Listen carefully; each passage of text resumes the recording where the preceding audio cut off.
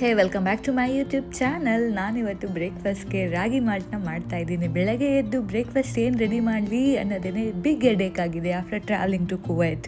Because usually mom used to cook every dishes for me at home. After coming here ನನಗೆ ಯಾರೂ ಇಲ್ಲ, so ನಾನೇ prepare ಮಾಡಬೇಕು.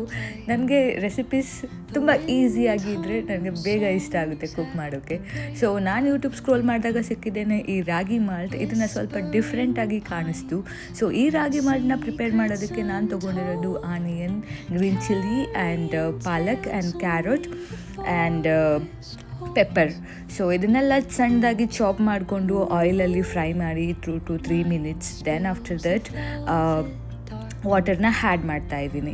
ನಾನಿಲ್ಲಿ ಬಳಸ್ತಾ ಇರೋದು ಐರನ್ ಕಡಾಯಿ ಆಗಿರುತ್ತೆ. ಯೂಶ್ವಲಿ ಫೀಮೇಲಲ್ಲಿ ಐರನ್ ಡಿಫಿಷಿಯನ್ಸೀಸ್ ತುಂಬಾ ಇರುತ್ತೆ ಬಿಕಾಸ್ ಆಫ್ ರೆಗ್ಯುಲರ್ ಮೆನ್ಚುರೇಷನಿಂದ.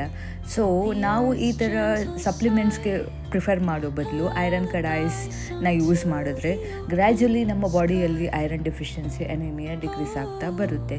ಸೊ ನಾನಿವತ್ತು ಈಸಿ ಪೀಸಿ ಆಗಿರಲಿ ಅಂತ ರಾಗಿ ಮಾಲ್ಟ್ನ ಮಾಡ್ತಾಯಿದ್ದೀನಿ, ಚಟ್ಪಟ ಅಂತ. ಸೊ ನನಗೆ ತೊಗೊಂಡಿರೋದು ಫೈನ್ ಪೌಡರ್ ಆಗಿರೋವಂಥ ರಾಗಿ ಪೌಡರ್. ಸೊ ಇದನ್ನು ವಾಟರಲ್ಲಿ ಮಿಕ್ಸ್ ಮಾಡ್ಕೊಂಡು ಬಾಯ್ಲ್ ಆಗ್ತಿರೋ ಅಂಥ ಸ್ಟಫ್ಸ್ಗೆ ಹ್ಯಾಡ್ ಮಾಡಿ ಅದು ಯಾವುದೇ ರೀತಿ ಗಂಟು ಬರ್ದಾಗೆ 2 to 3 minutes ಅದನ್ನು ತಿರುಗಿಸ್ತಾ ಬರಬೇಕು, ಒಂದು ಕನ್ಸಿಸ್ಟೆನ್ಸಿ ಬರೋ ತನಕ. Then we will feel it. The consistency ಬಂದಿದೆ ಅಂದಾಗ pinch of salt and pepper ಪೌಡರ್ನ ಹ್ಯಾಡ್ ಮಾಡಿದರೆ ನಮ್ಮ ರಾಗಿ ಮಾಲ್ಟ್ ರೆಡಿ.